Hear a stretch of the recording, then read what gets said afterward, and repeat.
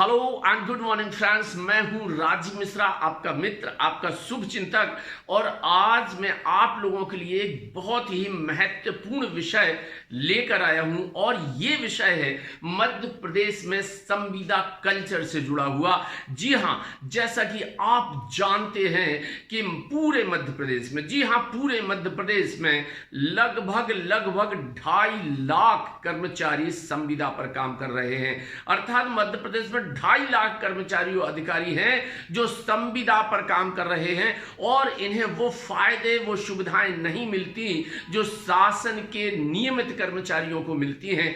जी हां, इस विषय पर, संविदा कल्चर पर बहुत जल्दी मध्य प्रदेश शासन एक बहुत ही महत्वपूर्ण निर्णय लेने जा रहा है और ये संविदा कल्चर समाप्त करने के लिए मध्य प्रदेश शासन ने एक नीति बनाई है और वो नीति शायद शीघ्र ही, जल्दी ही, हो सकता है जून महीने के, अर्थात इसी महीने के अंत में हमारे सामने आ जाए, या हो सकता है कि जुलाई के शुरुआत के 2 सप्ताह में ये पॉलिसी हमारे सामने हमें देखने को मिले। जी हां, ये पॉलिसी लगभग तैयार है बनकर और चुनाव से पहले मध्य प्रदेश शासन या गवर्नमेंट इस पॉलिसी को हमारे सामने कभी भी ला सकती है।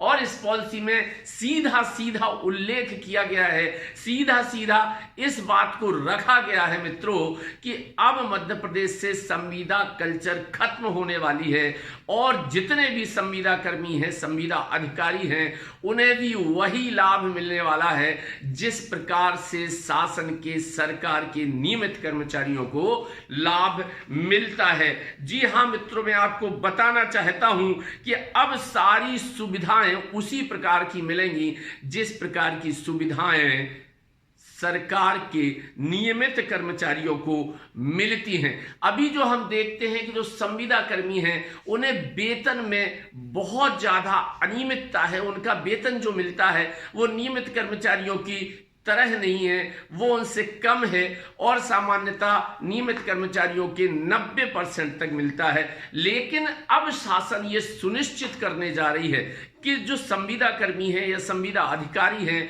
उन्हें भी उसी प्रकार 100% वेतन मिलेगा जिस प्रकार सरकार के नियमित कर्मचारियों को वेतन मिलता है। ना केवल वेतन वाली बात है, ना केवल वेतन वाली बात है, बल्कि हम आपको यह भी बताना चाहते हैं कि अभी जो हमारे संविदा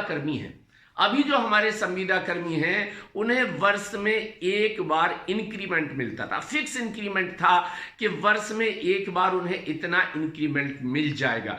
लेकिन शासन संविदा कर्मियों के इस वार्षिक इंक्रीमेंट को खत्म कर रही है और इस वार्षिक इंक्रीमेंट को खत्म करके शासन व्यवस्था कर रही है, मध्य प्रदेश शासन ये व्यवस्था कर रही है, डीए की व्यवस्था कर रही है। डियरनेस अलाउंस उन्हें उसी प्रकार मिलेगा संविदा कर्मियों को भी जिस प्रकार से डियरनेस अलाउंस मिलता है शासकीय कर्मचारियों को। और ये फिक्स ऐसे होगा कि अभी जो वेतन मिल रहा है हमारे संविदा कर्मियों को, उसके आधार पर उनका एक न्यूनतम वेतन फिक्स कर दिया जाएगा और जब उनका न्यूनतम वेतन फिक्स किया जाएगा तो उस समय उनका डियरनेस अलाउंस अर्थात डीए होगा 0%।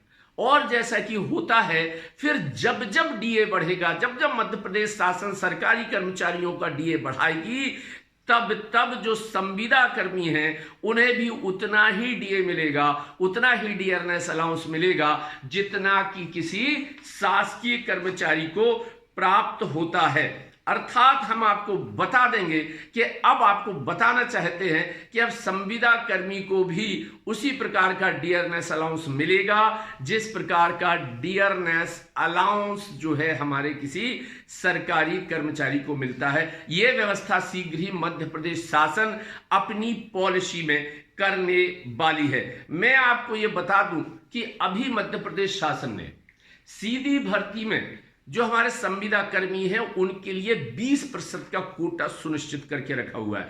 लेकिन शासन जल्दी ही संविदा कर्मियों का जो कोटा है सीधी भर्ती में, उस कोटे को 20% से बढ़ाकर 50% करने जा रही है। जी हां, सीधी भर्ती में संविदा कर्मियों का जो कोटा है उसे बढ़ाकर 50% किया जा रहा है। एक बहुत बड़ी व्यथा थी, एक बहुत बड़ा दुख था, एक बहुत बड़ा संकट था जो हर वर्ष मंडराता था संविदा कर्मियों के सिर पर। जी हां, हर वर्ष के अंत में प्रत्येक संविदा कर्मी को, प्रत्येक संविदा अधिकारी को अपना स्वमूल्यांकन पत्रक भरकर अपने वरिष्ठ अधिकारी को या अपने नियुक्तिकर्ता अधिकारी को प्रस्तुत करना होता था।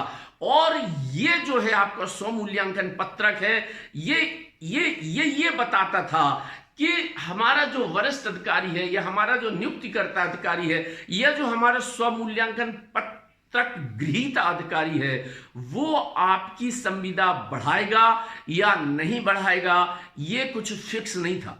ये कुछ फिक्स नहीं था। आपकी संविदा एक वर्ष के लिए होती है और हर वर्ष बढ़ाई जाती है।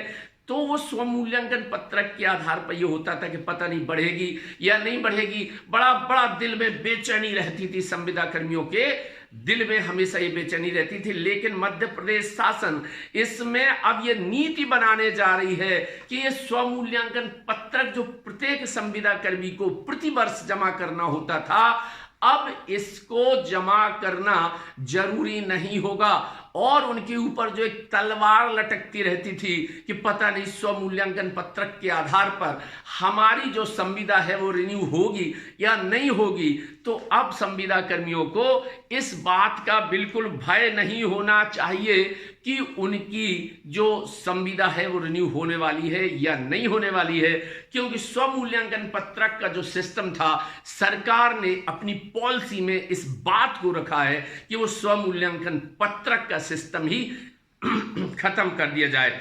बात केवल यहीं तक नहीं है, बात केवल पूरा वेतन मिलने तक नहीं है, बात केवल स्वमूल्यांकन पत्रक की नहीं है, बल्कि हम आपको आगे जाकर यह भी बताना चाहते हैं कि सरकार संविदा कर्मियों के जो सामाजिक सुरक्षा वाली बात है उसे भी लेकर पूरी तरह से सावधान है, पूरी तरह से सचेत है और उसका पूरा ध्यान रख रही है। इसीलिए संविदा कर्मियों के रिटायरमेंट पर ग्रेच्युटी का प्रावधान किया जा रहा है। जी हां, संविदा कर्मियों के रिटायरमेंट पर सरकार ग्रेच्युटी का प्रावधान करने जा रही है। न केवल ग्रेच्युटी का प्रावधान करेगी मित्रों, अपितु सरकारी कर्मचारियों की तरह संविदा कर्मी भी अब की अपने अवकाशों का, बचे हुए अवकाश जो होते हैं, संविदा कर्मी भी सरकारी कर्मचारियों की तरह अपने बचे हुए अवकाशों का नगदीकरण करवा सकते हैं और उससे पैसे प्राप्त कर सकते हैं।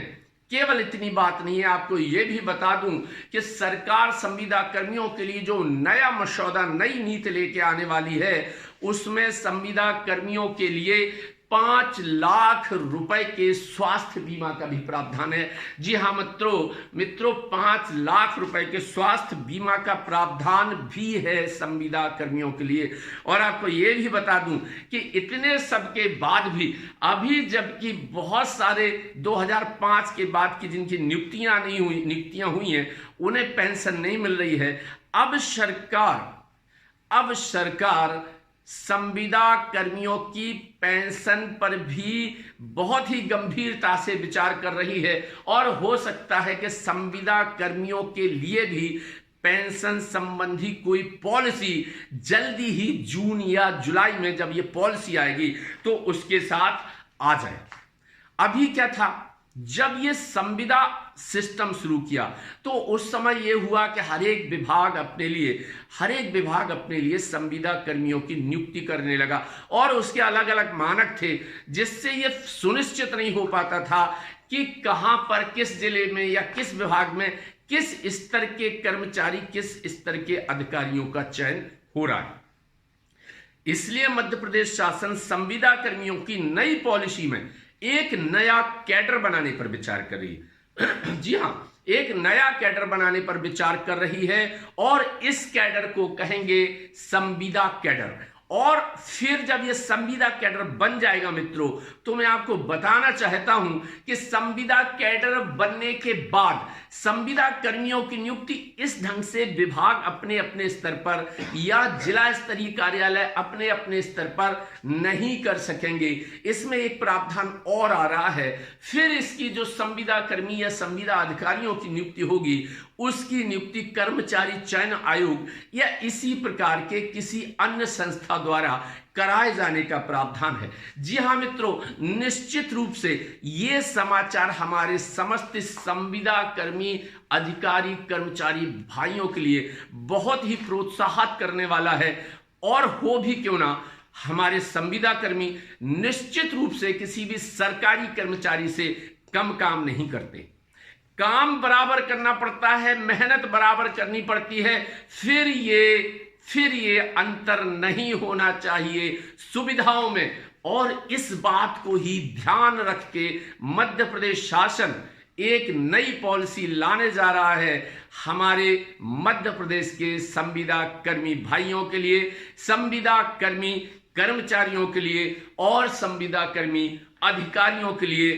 तो बस आप इंतजार करिए, कुछ दिन और आपके सामने शीघ्र ही आने वाली है संविदा कर्मियों के लिए नई पॉलिसी, जो आपको हमारे संविदा कर्मियों को लेकर जाएगी, एक नए आयाम देगी, उन्हें जो सर्विस दे रहे हैं उनका पूरा पुरस्कार देगी, उनको उनके पूरे अधिकार देगी।